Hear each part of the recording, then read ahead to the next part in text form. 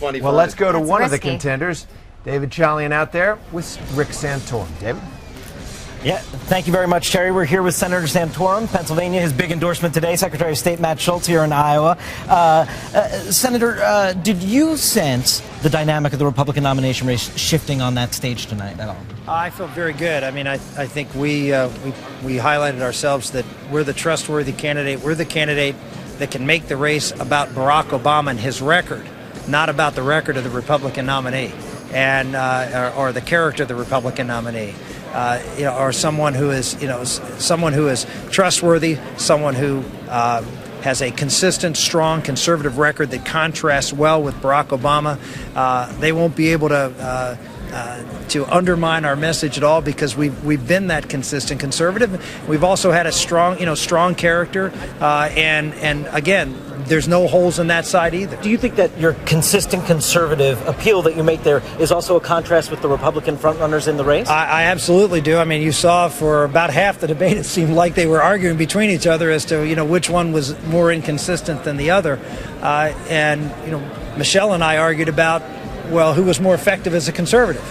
I'll take that argument. I'll take the argument as to, that she'll concede the fact I was conservative as she is, except, I would make the difference that I was successful and did so even when I was in the minority. I was able to make a difference and win. The American public wants a winner. They want someone who can bring the people together in this country, can get things done in Washington, D.C., not just stand out there and criticize, but actually make things happen, and I've done that. You obviously got a nice compliment from Newt Gingrich at the end there about your record on Iran and all through your career, an issue that he really respects you for being so focused on.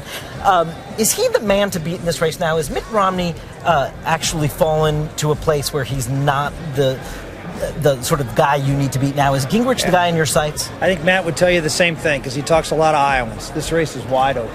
I mean, people have just not made up their mind yet, and that's why I was so happy to have Matt's endorsement.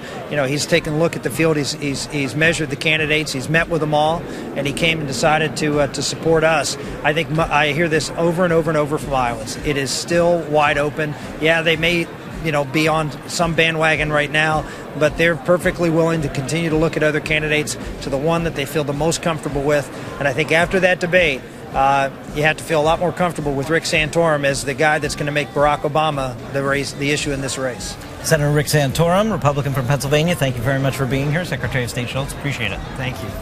Back to you, Terry. All right, David, with Rick Santorum out there, a guy who has doggedly campaigned in Iowa. He said one thing which polls are sort of bearing out. He says that the race is wide open. And one of the things that you hear is that 60% of Iowans still have not made up their mind. And they love that. If you've been out there, obviously you go out there, they love not making up their minds. And we've seen in previous caucuses big movements towards the end. Do you expect that?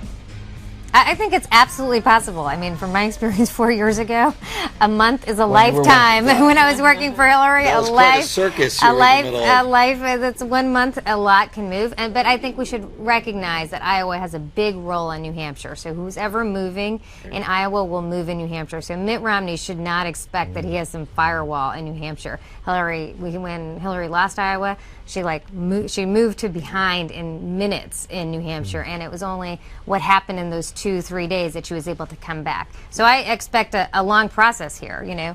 Iowa, New Hampshire, we can see a long debate, a long primary going forward. This will not get wrapped up in 2 or 3 weeks.